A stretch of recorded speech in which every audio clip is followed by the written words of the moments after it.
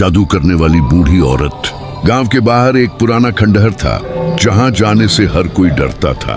लोग कहते थे कि वहां एक बूढ़ी औरत रहती है जो काला जादू करती है। जो भी उसके पास गया वो कभी वापस नहीं आया। गांव के लोग उसे डायन मानते थे। रात होते ही कोई भी उस तरफ जाने की हिम्मत नहीं करता था। सबका कहना था कि वो इंसानों की आत्माओं को पकड़कर अपने पास कैद कर लेती है। एक दिन शहर से रवि नाम का एक लड़का गांव में आया। रवि इन सब बातों पर यकीन नहीं करता था। उसे लगा कि ये सब सिर्फ अफवाह है। उसने ठान लिया कि वो उस बूढ़ी औरत का सच सबके सामने लाएगा। गांव वालों ने उसे बहुत समझाया, लेकिन उसने किसी की नहीं सुनी।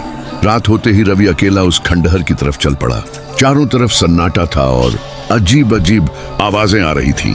हवा तेज चल रही थी, जैसे कोई उसे रोकने की कोशिश कर रहा हो। जैसे ही रवि खंडहर के अंदर गया, दरवाजा अपने आप बंद हो गया। उसका दिल तेजी से धड़कने लगा। तभी अचानक उसके सामने वो बूढ़ी औरत आ गई। उसकी आंखें लाल थीं, चेहरा डरावना था और वो धीरे धीरे मुस्कुरा रही थी। रवि डर गया, लेकिन उसने हिम्मत करके पूछा, तुम कौन हो और यहाँ क्या कर रही हो?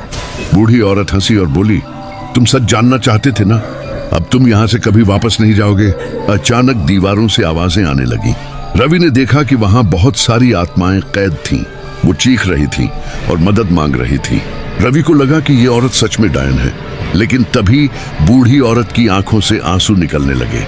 उसने कहा, मैं डायन नहीं हूँ, मैं इन आत्माओं को बचाने की कोशिश कर रही हूँ। रवि हैरान रह गया।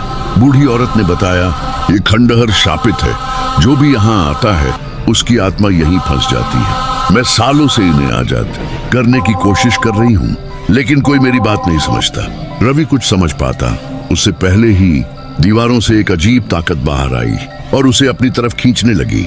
रवि जोर जोर से चिल्लाया, लेकिन अब बहुत देर हो चुकी थी। धीरे धीरे उसका शरीर दीवार में समाने लगा और कुछ ही पलों में वो भी एक आत्मा बन गया। अब हर रात उस खंडहर से एक नई आवाज आती है और वो आवाज रवि की होती है। लोग आज भी कहते हैं कि वो बूढ़ी औरत डायन नहीं थी, बल्कि वो उस शाप से लड़ रही थी। लेकिन अब वहां एक आत्मा और बढ़ गई है और वो रवि है। भाई, सपोर्ट जरूर करना।